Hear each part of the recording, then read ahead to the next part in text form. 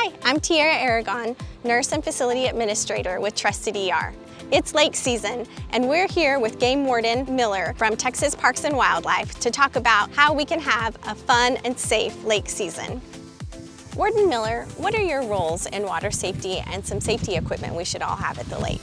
So when water safety season begins, our main role is going to be to do water safety inspections. And what those entail is we'll make a boat approach, and the first thing we're going to ask for is a life jacket for everybody on board. The next thing we're going to ask for is a Type 4 throwable. It's a square throw cushion with straps, or you can have one of those round ring buoys. That way you can throw it in the water if someone's overboard and needs help. The next thing we'll ask for is a fire extinguisher. A lot of people ask us, why do we need a fire extinguisher? Well, the reason for that is boats do have gasoline in them, and if those catch on fire, you want to have something that can put that fire out. The last thing we're going to ask for is a horn or a whistle, and that's just to signal for help if you need it or to let someone know that you're in the water. All right, Warden Miller, we have all of our equipment. I think it's time to get out on the boat and go for a spin. Perfect, let's go.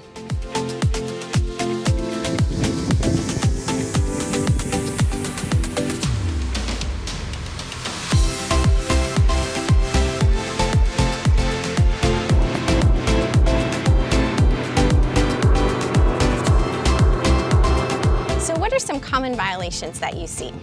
The most common violation that we see is probably not enough life jackets on a boat. You know, you have family and friends come on, you forget to check the number, and so that's why we're here to make sure that you have the right amount. And then also kids not being in life jackets or being in improper fitting life jackets. To make sure a life jacket is properly fitted, the Coast Guard has on each life jacket inside of it a weight requirement. So definitely if you're buying a life jacket for a child, look on the inside, know how much your child weighs and what age group they're in, because the Coast Guard does explain all of that on each life jacket.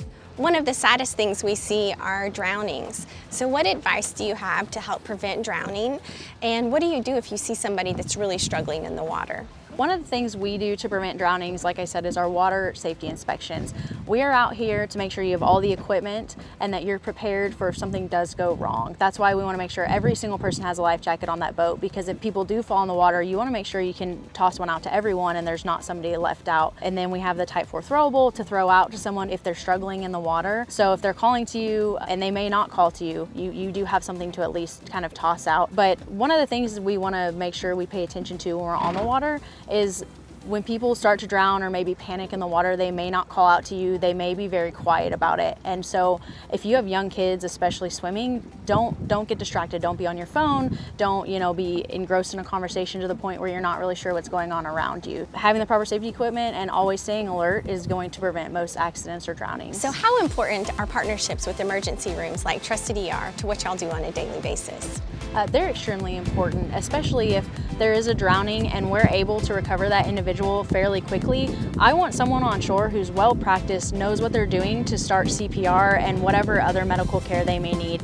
We are, as Texas Game Warden, CPR certified, but it's not something we do day in and day out, thankfully. And so I want somebody, a nurse, somebody on scene that I can trust and say, hey, we recovered them, this is what they need, or you can tell me what you need from us. Maybe we have to do crowd control, talk to the family, whatever that may be. It means a lot to us that y'all are here to assist, and we can call you anytime with questions.